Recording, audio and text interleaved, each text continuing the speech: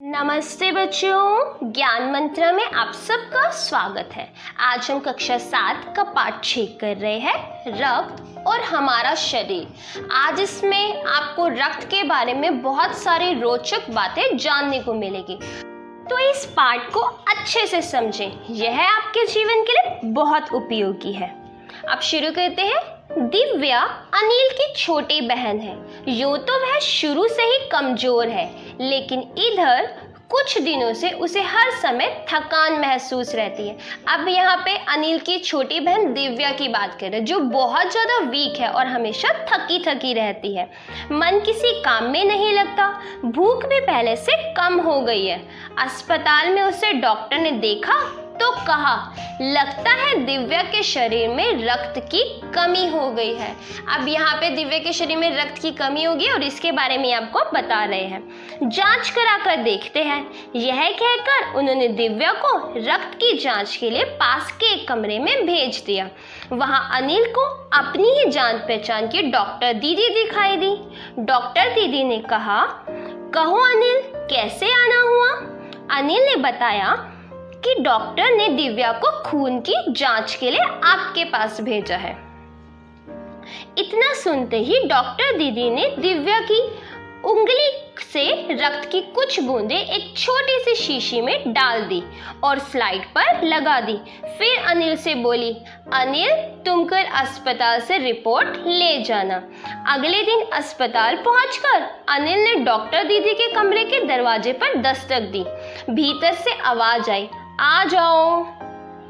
अनिल ने कमरे में प्रवेश किया तो पाया डॉक्टर दीदी सूक्ष्मदर्शी द्वारा एक स्लाइड की जांच कर रही थी। बच्चा, सूक्ष्मदर्शी वह होता है जिसके द्वारा हम छोटे छोटे कणों को बड़े रूप में देख सकते हैं। जब आप थोड़ी सी बड़ी क्लास में होंगे ना, तो आपको स्कूल में दिखाया जाएगा कि किस तरीके से उसमें कीटाणुओं को देखा जाता है, रक्त की जांच की जाती है, बाकी चीज़ों की जांच की जाती है। दीदी के इशारे से वह पास रखी एक कुर्सी पर बैठ गया।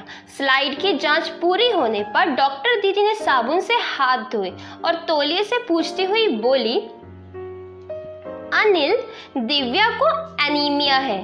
चिंता की कोई बात नहीं, कुछ दिन दवा लेगी तो ठीक हो जाएगी। अनिल के मन में जिज्ञासा हुई। वह बोला, दीदी, एक सवाल पूछूं? अब उसकी दीदी बोलती है, डॉक्टर दीदी कहती है, हाँ हाँ, क्यों नहीं। फिर अनिल कहता है, एनीमिया से आपका क्या मतलब है दीदी? आप सब भी जानना चाहते हो ना कि एनीमिया कौन सी बीमारी होती है। अभी देखिए, यह जानने के लिए तुम्हें रक्त के बारे में जानना होगा, डॉक्टर दीदी ने कहा।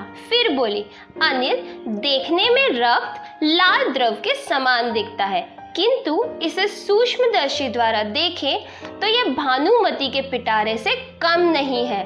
मोटे तौर पर इसके दो भाग होते हैं।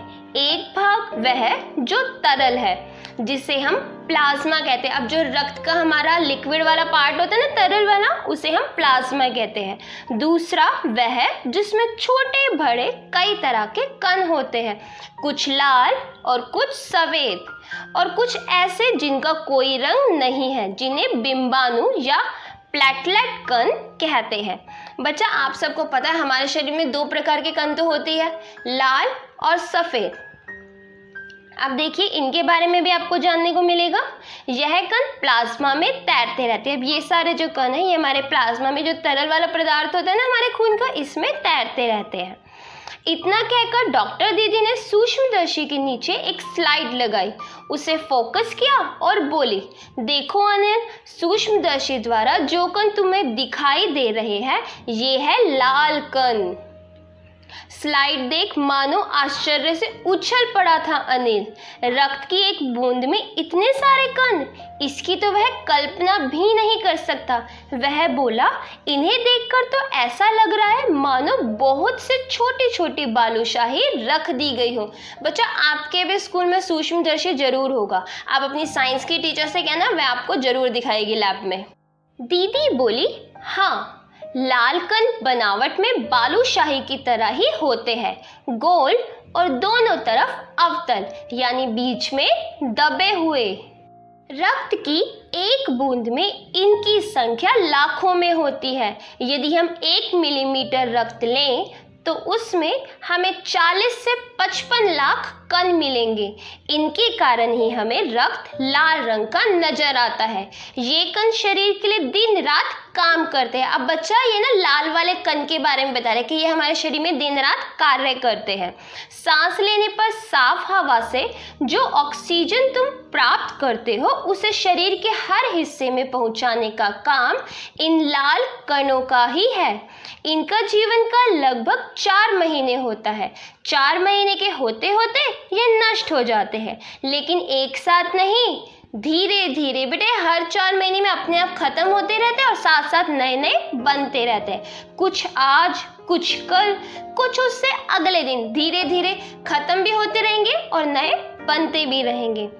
अब अनिल कहता है तब तो कुछ ही महीनों में ये खत्म हो जाते होंगे। यह सुनकर डॉक्टर दीदी मुस्कुरा दी और बोली, नहीं, ऐसा नहीं होता। शरीर में हर समय नए कण बनते रहते हैं जो नष्ट कणों का स्थान ले लेते हैं। हड्डियों के बीच के भाग मज्जा में ऐसे बहुत से कारखाने होते हैं जो रक्त कणों के निर्माण कार्य में लगे रहते हैं। इनके लिए इन कारखानों को प्रोटीन, लौह तत्व और विटामिन रूपी कच्चे माल की जरूरत होती है। यह पौष्टिक आहार लेते हैं। हरी सब्जी, फल, दूध, अंडा और गोश्त में ये तत्व उपयुक्त मात्रा में होते हैं। बच्चा इसीलिए आपके घर वाले हमेशा कहते हैं कि हरी सब्जियां खाओ, दूध पियो, अंडा खाओ, ताकि आपका शरीर मजबूत रहे, आपके शरीर में खून की कमी ना हो और ये लाल कण उचित मात्रा में बने रहें, तभी आप हेल्दी रह पाओगे। यदि कोई व्यक्ति उचित आहार ग्रहण नहीं करता तो इन कारखानों को आवश्यकता अनुसार कच्चा माल नहीं मिल पाता। नतीजा यह होता है कि रक्त कण बन नहीं पाते, रक्त में इनकी कमी हो जाती है। लाल कणों की इसी कमी को एनीमिया कहते हैं। आप समझ में आया? जब हमारे शरीर में लाल कणों की कमी हो जाती है तो उसे एनीमिया कहते हैं। और उसके कारण क्या होता है? आप ढंग से खाना नहीं खाते, पौष्टिक आहार नहीं लेते और दूध तो आप पीने में नखरे ही बहुत ज्यादा करते हो ना। देख लो बेटा, डेली पिया करो, तभी तो आप अच्छे रहोगे, तंदुरुस्त रहोगे और गेम्स में पार्टिसिपेट कर पाओगे, खेल पाओगे, पढ़ पाओगे। तो क्या संतुलित आहार लेने मात्र से हम एनीमिया से बचे रह सकते हैं? अब ये सवाल तो आपके भी मन में होगा।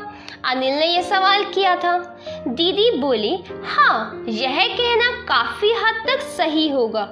यो तो एनीमिया बहुत से कारणों से हो सकता है, किंतु हमारे देश में इसका सबसे बड़ा कारण पौष्टिक आहार की कमी है। इसके अलावा इस रोग का एक और बड़ा कारण है पेट में कीड़ों का हो जाना। ये कीड़े प्रायः दूषित जल और खाद्य पदार्थों द्वारा हमारे शरीर में प्रवेश करते हैं। अतः इनसे बचने के लिए यह आवश्यक है कि हम पूरी सफाई से बनाए गए खाद्य पदार्थ ही ग्रहण करें। भोजन करने से पूर्व अच्छी तरह से हाथ धो लें और साफ पानी ही पिएं। आपको हमेशा खाना खाने से पहले और खाना खाने के बाद हाथों को ढंग से धोना चाहिए और हमेशा साफ पानी ही पीना चाहिए। और हाँ अनिल, एक किस्म के कीड़े ऐसे भी हैं जिनके अंडे जमीन की ऊपरी सतह में पाए जाते हैं। इन अंडों से उत्पन्न हुए लार्वे त्वचा के रास्ते शरीर में प्रवेश कर आंतों में अपना घर बना लेते हैं। इनसे बचने का सहज उपाय है कि शौच के लिए हम शौचालय का ही प्रयोग करें और इधर उधर नंगे पैर ना घूमें। बेटा, हमेशा शौच के लिए शौचालय जाना चाहिए और नंगे पैर नहीं घूमना चाहिए, सड़क पे तो बिल्कुल नहीं जाना चाहिए। दीदी, यह तो बहुत ही महत्वपूर्ण बात बताई आपने। अनिल बोला। वह पल भर सोच में डूबा रहा, फिर बोला, आपने बताया था कि रक्त में सफेद कण और बिंबाणु प्लेटलेट कण भी होते हैं। शरीर में इनका क्या काम है? दीदी बोली, सफेद कण वास्तव में हमारे शरीर के वीर सिपाही है। बच्चा, वीर सिपाही समझते हो? वीर सिपाही क्या करते हैं? हमारे देश की रक्षा करते हैं, है ना? इसी तरीके से सफेद कण होते हैं जो हमारे शरीर की कीटाणुओं से, रोगों से रक्षा करते हैं। जब कीटाणु कोई हमारे शरीर में प्रवेश करने की कोशिश करता है तो ये रक्त कण सिपाही की भांति उनसे युद्ध करते हैं, सच में लड़ाई करते हैं, और उन्हें अगर ये हरा देते हैं तो बीमारी हमें नहीं लगती, और अगर ये हार जाते हैं तो हम बीमार हो जाते हैं। जब रोगाणु शरीर पर धावा बोलने की कोशिश करते हैं तो सफेद कण उनसे डटकर मुकाबला करते हैं। मैंने कहा था ना, लड़ते हैं, और जहां तक संभव हो पाता है रोगाणुओं को भीतर घर नहीं करने देते। बस संक्षेप में यूं मान लो कि वह बहुत सारे रोगों से हमारी रक्षा करते हैं, और बिंबाणुओं का काम है चोट लगने पर रक्त जमाव क्रिया में मदद करना। देखो, सफ़ेद कण हमारी रक्षा करते हैं, लाल कण हमारे पूरे शरीर में ऑक्सीजन पहुंचाने का काम करते हैं, वहीं बिंबाणु क्या करते हैं? रक्त का जमाव का कार्य करते हैं। जब हमारे कहीं चोट लग जाती है, थोड़ी खरोच लग जाती है, तो क्या होता है? हमारा रक्त धीरे धीरे अपने आप बहना बंद हो जाता है। उसका कारण ये बिंबाणु ही होते हैं। अब देखिए, रक्त और तरल भाग प्लाज्मा में एक विशेष किस्म की प्रोटीन होती है जो रक्त वाहिका की कटी फटी दीवार में मकड़ी के जाल के समान एक जाला बूंद देती है। बिंबाणु इस जाल में चिपक जाते हैं और इस तरह दीवार में आई दरार भर जाती है, जिससे रक्त बाहर निकलना बंद हो जाता है। अनिल बोला, दीदी लेकिन घाव गहरा हो तब तो खून बहता ही चला जाता है। अब दीदी समझाती है उसे, हाँ, ऐसे समय में उस व्यक्ति को जल्दी से डॉक्टर के पास ले जाना चाहिए, क्योंकि ज़रूरत समझने पर ऐसी स्थिति से निपटने के लिए कुछ टाँके भी लगाने पड़ सकते हैं, किंतु डॉक्टर के पास पहुंचने तक के समय में चोट के स्थान पर कसकर एक साफ कपड़ा बांध देना चाहिए। दबाव पड़ने से रक्त का बहना कम हो जाता है, जो उस व्यक्ति के लिए काफ़ी लाभप्रद सिद्ध होता है। बच्चा, अगर किसी को चोट लगी और बहुत ज़्यादा खून बह रहा है तो उसकी चोट पर एक टाइट सा कपड़ा बांध देना चाहिए, किंतु अगर बहुत अधिक रक्त बह जाए तो उसे रक्त चढ़ाने की ज़रूरत भी पड़ सकती है, दीदी ने समझाते हुए कहा। लेकिन अगर किसी का बहुत ज़्यादा रक्त बह गया है तब हमें उसको रक्त चढ़ाने की ज़रूरत पड़ती है, और ये काम डॉक्टर करते हैं, आप नहीं करते, समझे बच्चे?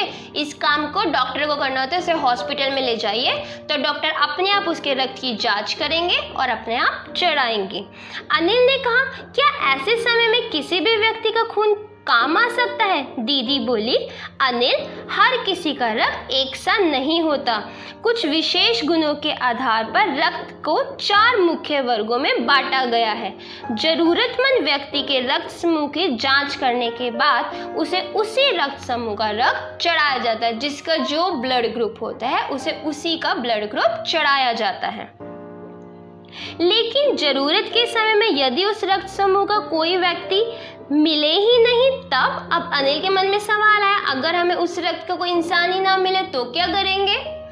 तब दीदी समझाती है, ऐसी आपात स्थिति के लिए ही ब्लड बैंक बनाए गए हैं। बेटा, जैसे नॉर्मल बैंक होते हैं ना जहाँ पे आप पैसा जमा करते हो, उसके अलावा एक होते हैं ब्लड बैंक, जहाँ ब्लड जमा करके रखा जाता है जो जरूरतमंद व्यक्तियों को पहुँचाया जा सके। प्रायः हर बड़े अस्पताल में इस तरह के बैंक होते हैं जहां सभी प्रकार के रक्त समूहों का रक्त तैयार रखा जाता है, किंतु इन ब्लड बैंकों में रक्त का भंडार सुरक्षित रहे, इसके लिए यह आवश्यक है कि हम समय समय पर रक्तदान करते रहें, दीदी ने कहा। बेटा, इसके लिए ज़रूरी होता है कि जो बड़े लोग हैं वो समय समय पर अपना रक्तदान जरूर करें, तभी वहाँ पे रक्त हमेशा सेव रह पाएगा, वरना खत्म हो जाएगा एक दिन। तो क्या मैं भी रक्तदान कर सकता हूँ? अनिल ने पूछा। नहीं, अभी तुम छोटे हो। 18 वर्ष से अधिक उम्र के स्वस्थ व्यक्ति ही रक्तदान कर सकते हैं। एक समय में उनसे लगभग 300 मिलीलीटर रक्त ही लिया जाता है। प्रायः यह समझा जाता है कि रक्तदान करने से कमजोरी हो जाएगी, किंतु यह विचार बिल्कुल निराधार है। बेटा, ये विचार बिल्कुल गलत है कि रक्तदान करने से आप कमजोर हो जाएंगे, क्योंकि रक्त तो 4 महीने में दोबारा बन जाता है और लगातार बनता ही रहता है। हमारा शरीर इतना रक्त तो कुछ ही दिनों में बना लेता है। वैसे भी लगभग 5 लीटर खून होता है हमारे शरीर में। इसमें से यदि कुछ रक्त किसी जरूरतमंद व्यक्ति के लिए जीवन दान बन जाए तो इससे बड़ी बात क्या होगी। दीदी समझाते हुए बोली, बेटा रक्तदान करना कोई बुरी बात नहीं है। रक्तदान करने से किसी जरूरतमंद इंसान को जिंदगी मिल सकती है और हमारे शरीर में रक्त टाइम टू टाइम अपने आप बनता रहता है। अब अनिल कहता है, फिर तो बड़ा होने पर मैं नियमित रूप से रक्तदान किया करूंगा। शाबाश अनिल, डॉक्टर दीदी ने अनिल की पीठ ठोकते हुए कहा। तो बच्चों, कैसा लगा आपको ये पाठ? अच्छा था ना? आपको कितनी सारी चीज़ें जानने को मिली। अब इस पाठ को आप अच्छे से समझ गए होंगे तो आपको क्वेश्चन आंसर तो आप ऐसे ही चुटकियों में कर लोगे। फिर भी मैं क्वेश्चन आंसर का लिंक आपको वीडियो के नीचे दे दूंगी डिस्क्रिप्शन बॉक्स में, वहाँ से आप देख लीजिएगा। अगर वीडियो पसंद आई हो तो लाइक करना और चैनल को सब्सक्राइब करना मत भूलना। धन्यवाद।